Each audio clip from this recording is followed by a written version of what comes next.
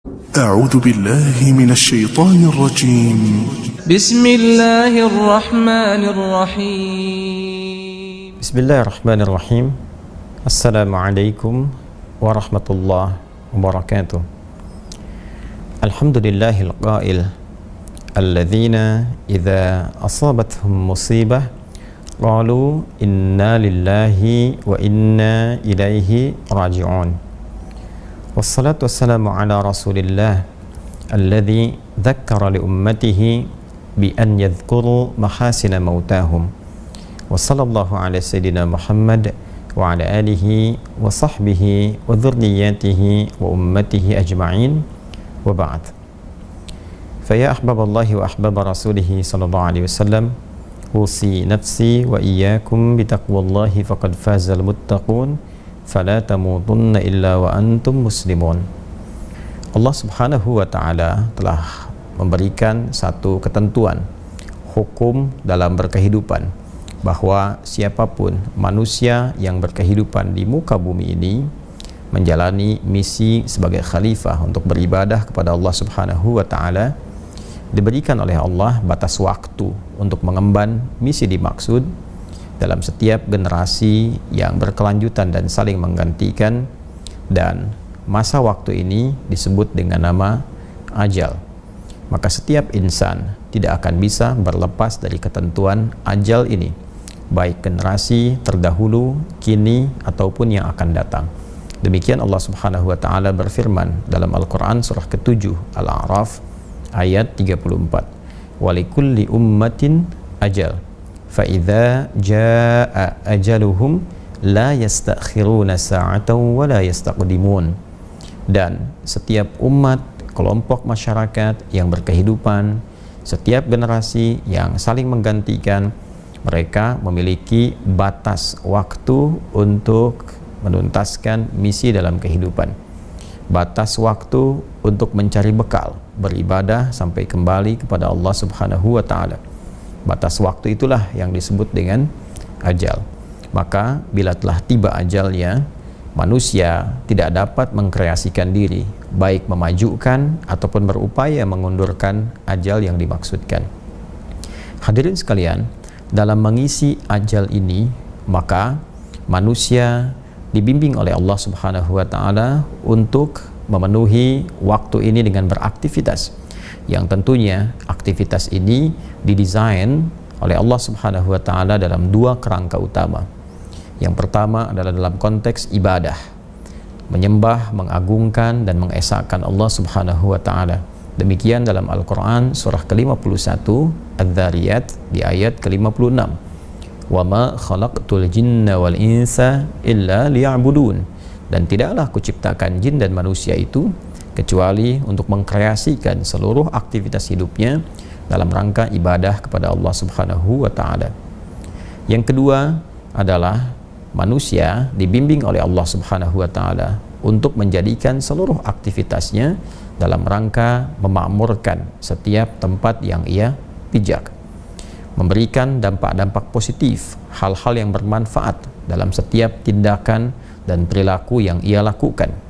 Karena itulah hal yang bermanfaat, hal positif, hal yang kiranya mampu menyukseskan, memakmurkan, dalam bahasa Arab disebut dengan umur.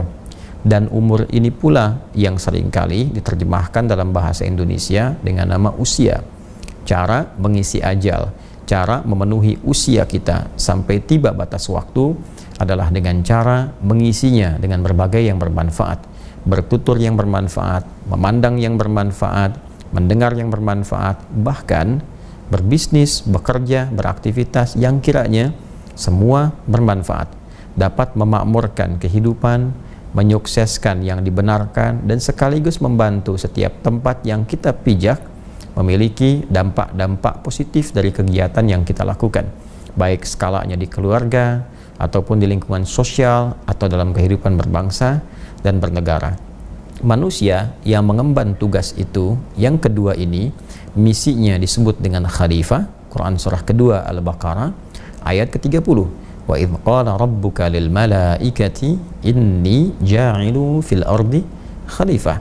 Dan ketika Muhammad SAW, Rabbu, berfirman kepada para malaikat dan menyampaikan kepada mereka bahwa Allah Subhanahu wa Ta'ala akan menugaskan manusia untuk menjadi khalifah di bumi, makhluk yang saling menggantikan antar generasi, yang diberikan tugas memakmurkan bumi, menyukseskan aktivitas sekaligus menghadirkan kegiatan yang banyak bermanfaat. Semua kegiatan ini ketika dilekatkan dengan nama manusia disebut dengan insan namanya.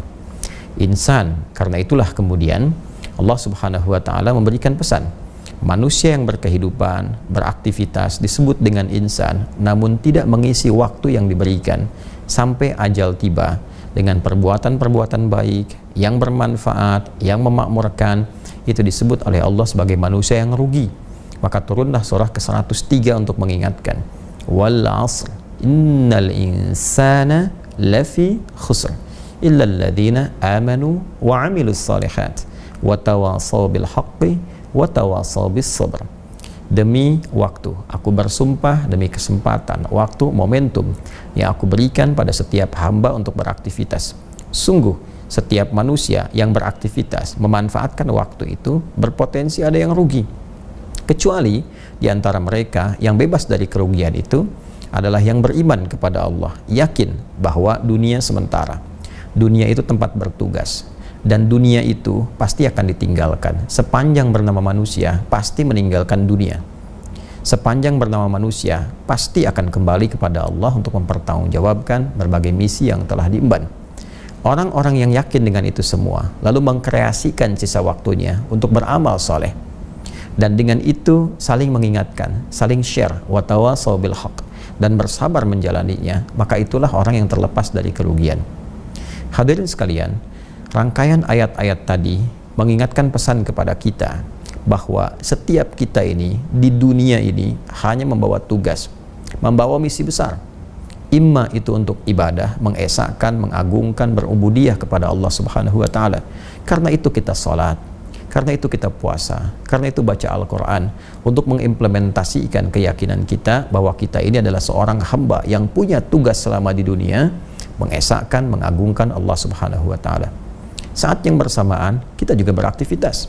Ada yang bekerja, ada yang berbisnis, ada yang di dunia diplomasi, di birokrasi, ada yang mengajar dalam rangka menjadi khalifah di bumi, membawa segala hal yang bermanfaat, mengajar yang bermanfaat, bisnis yang benar, menghindari manipulasi, jauhi kecurangan. Segalanya kita coba tunjukkan dalam rangka menjalankan misi yang telah Allah amanahkan kepada kita semua. Tapi ayat itu juga mengingatkan bahwa pada saatnya ketika ajal tiba, selesai misi kita dan kita pasti akan berpulang. Jadi kepulangan kita adalah satu hal yang sangat niscaya dan sifatnya pasti. Jadi siapapun yang berpulang kepada Allah Subhanahu wa Ta'ala, boleh jadi saat ini Pak Mahfudin telah lebih dulu meninggalkan kita, tapi kita pun mesti yakin bahwa esok lusa tiba waktunya kita untuk pulang. Tinggal pertanyaannya, bagaimana kemudian kita melihat diri, melihat cermin, melihat sekitaran kita, dari siapa yang pulang itu, dan dari situ kita belajar untuk bisa meningkatkan kebaikan yang mungkin kita bisa lakukan dan mengoreksi kekurangan-kekurangan, kesalahan-kesalahan yang mungkin telah dilakukan, sehingga ketika pulang bekalnya bisa optimal. Semua amal dinilai baik oleh Allah Subhanahu wa Ta'ala. Ini yang dimaksudkan Quran surah ke-67 di ayat yang kedua itu. Huwallazi khalaqal mauta wal hayata liyabluwakum ayyukum ahsanu amala wa huwal azizul ghafur. Dialah Allah Subhanahu wa Ta'ala yang telah menetapkan kematian itu dan juga kehidupan sesungguhnya untuk menguji yang masih hidup, agar mereka belajar dari proses kematian itu. Siapa yang wafat? Sekarang ada sosok yang meninggalkan kita. Coba lihat mereka. Boleh jadi yang lebih dulu meninggalkan kita itu amalannya begitu luar biasa. Terkadang dia beramal dalam kesunyian, tidak banyak berisiknya, tidak banyak viralnya. Dia mungkin tidak begitu populer di dunia, tapi penduduk langit begitu mengenalnya. Terkadang ada yang terlihat memotivasi, terlihat viral kisahnya, banyak diketahui, tapi semua sepakat bahwa mereka orang baik. Jangan-jangan orang-orang yang wafat mendahului kita dan kita tahu saat ini, kita mengenalnya, boleh jadi mereka itu telah meninggalkan berbagai legasi yang dinilai soleh oleh Allah Subhanahu wa Ta'ala. Belajar dari itu, bagaimana mereka bersedekah, bagaimana konsisten ibadah, sholatnya, interaksi dengan Qur'annya. Liyabluwakum ayyukum ahsanu amala, untuk menguji engkau, supaya engkau itu berpikir, kau itu merenung bahwa engkau pun akan pulang. Boleh jadi Pak Mahfudin telah mendahului kita, boleh jadi orang-orang lain mendahului kita, ada ayah kita, ibu kita. Al-Quran menegaskan pada kita, besok itu kamu, besok itu engkau. Lantas engkau harus mengoreksi diri, introspeksi. Kalau kamu pulang, bekal apa yang dibawa? Karena itu selalu belajarlah dari orang-orang yang telah kembali kepada Allah dan mendahului kita. Ambil manfaat dari mereka, pelajari kemuliaannya, kebaikan-kebaikannya. Liyabluwakum ayyukum ahsanu amala. Setelah itu kita buktikan kepada Allah untuk berubah. Tingkatkan amalan kita, tingkatkan ketakwaan kita. Minimal kita meneladani legasi kebaikan yang ditinggalkan oleh hamba-hamba Allah yang meninggalkan kita itu lebih dulu dibandingkan dengan kita. Pun demikian belajar dari kehidupan. Banyak orang saleh yang masih berkehidupan, banyak orang baik yang masih berkehidupan, atau belajar setidaknya dari orang-orang yang baru dilahirkan. Ya, walladzi khalaqal mauta wal haya, dan kehidupan. Ada orang yang baru dilahirkan, masih bersih, masih bening, banyak disayang-sayang, tidak banyak berbuat salah. Saat salah pun begitu cepat dimaafkan karena memang belum baligh, nalarnya belum sempurna. Ya, Allah memberikan pesan kepada kita, kamu itu lahirnya bersih, lahirnya baik, lahirnya penuh dengan kelembutan, kasih sayang, menyenangkan. Kenapa setelah dewasa, akal kamu matang kok menjadi keras, menjadi kasar, menjadi jauh dari kebaikan dan sebagainya? Introspeksi diri. Maka kehidupan, kematian mengajarkan kita pada hakikatnya untuk memperbaiki diri dan meningkatkan kualitas dalam berkehidupan. Ini yang pertama. Yang kedua, ini pesan penting dari Nabi SAW. Setiap insan yang sudah pasti akan meninggal, Nabi berpesan, siapkanlah bekal terbaik. Setidaknya sekalipun wafat, peluang-peluang transfer kebaikan itu masih tetap mengalir di alam barzakhnya, masih tetap mengalir. Dalam bahasa Arab disebut dengan jariyah. Kebaikan-kebaikan yang mengkreasikan pahala itu disebut dengan sedekah. Maka muncullah kemudian dalam banyak ayat di Al-Quran ataupun hadis-hadis Nabi SAW, sedekah-sedekah yang berfungsi untuk jariyah. Di antaranya Nabi pernah menggarisbawahi pada 3 amalan utama yang bisa mengkreasikan sedekah jariyah. Di hadis Muslim, diantaranya diingatkan kepada kita saat Nabi SAW menyampaikan, bima ma'na au kama qala Rasulullah SAW, ada 3 golongan yang saat anak Adam itu, manusia itu meninggal dunia. Kalau kita ambil redaksi hadisnya, idza matal insanu, jika seorang manusia yang biasa beraktivitas itu kemudian meninggal dunia dan tak mampu beraktivitas lagi, karena itu inqata'a sa'iru amali, terputus semua peluang amalnya.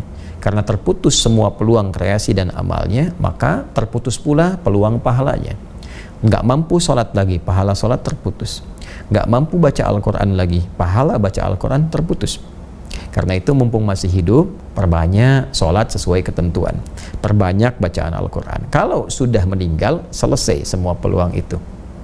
Kemudian terputus semua amalnya, in qata'a sa'iru amali illa min thalath, kecuali ada 3 amalan yang ditinggalkan oleh seseorang yang meninggal dunia, tapi pahalanya terus mengalir. Sekalipun perbuatannya telah terhenti, pahalanya terus mengalir. Inilah yang dimaksud sedekah jariyah. 1. Sedekatin jariyah. Jadi langsung disebutkan bentuknya sedekah jariyah. Ya, kebaikan yang mengalirkan pahala terus-menerus. Apa diantaranya? Cara cepatnya adalah memfasilitasi satu kebaikan atau mengerjakan satu amalan yang dikerjakan kembali oleh banyak orang. Karena itu, fasilitator ini karena mendapatkan manfaat dari pekerjaan yang dilakukan oleh orang lain terhadap fasilitas yang telah disediakan, dia mendapatkan transfer pahalanya. Kita sering ambil contoh-contoh yang sederhana.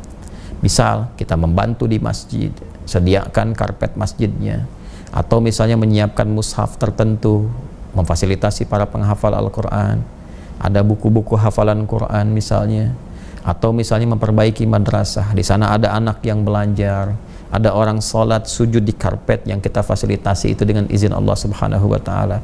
Sepanjang bendanya masih ada, walaupun kita telah meninggal dunia, itu terus mengalirkan pahala. Itu yang disebut sedekah jariyah. Kedua, ilmin yuntafa'u bihi, ilmu yang bermanfaat. Karena itu sebagai orang tua, saya senantiasa memotivasi diri dan juga menyarankan kepada orang tua lainnya. Tanamkan kepada anak-anak kita itu informasi pengetahuan yang baik-baik. Ajarkan Al-Fatihah pertama di lisan orang tuanya supaya pahalanya mengalir ketika anak itu sholat. Ajarkan tentang kejujuran, kesabaran, ilmu-ilmu yang mendekatkan diri kepada Allah. Itu mengalir pahalanya setelah meninggal dunia. Pahala itu terasanya setelah meninggal. Kalau dalam berkehidupan mungkin tidak terasakan. Jadi begitu kita meninggal dunia, maka akan dikonfirmasi apa yang telah dilakukan itu. Dan yang terakhir adalah waladin salihin yad'u lahu, anak saleh yang senantiasa mendoakan kepada kedua orang tuanya. Karena itu, jika memang anak-anak masih berkehidupan, maka bimbing mereka dengan kebaikan. Tempatkan di sekolah yang benar, carikan guru yang baik, karena itu aktifat terbaik saat orang tua berpulang. Dan ini pun rumus berkebalikan, mafhum mukhalafah untuk anak-anak. Mafhum mukhalafahnya, pengertian terbaliknya, anak-anak jangan lelah ibadah. Karena ketika Anda tidak beramal soleh, Anda tidak termasuk anak soleh yang doanya belum tentu sampai kepada orang tua. Nah, karena itu saya berharap kita semua belajar dari apapun yang kita hadapi untuk meningkatkan ketakwaan pada Allah Subhanahu wa Ta'ala, dan saling mendoakan semoga kita berpulang dalam keadaan yang baik. Saya kira itu tausiah singkat yang bisa saya sampaikan. Semoga Allah merahmati kita semua, dan kita bermohon kepada Allah semoga semuanya diberkahi dalam kemuliaan, dipertemukan dengan Rasulullah saat kembali nanti kepada Allah, dan ditempatkan dalam tempat yang lebih baik dengan ridha Allah Subhanahu wa Ta'ala. Allahumma taqabbal minna innaka antas sami'ul alim wa tub 'alaina innaka antat tawwabur rahim. Wa sallallahu ala sayyidina Muhammad wa ala alihi wa sahbihi ajma'in. Wa akhiru da'wana subhanakallahumma wa bihamdika asyhadu an la ilaha illa anta nastaghfiruka wa natubu ilaik. Walhamdulillahi rabbil alamin. Assalamualaikum warahmatullahi wabarakatuh.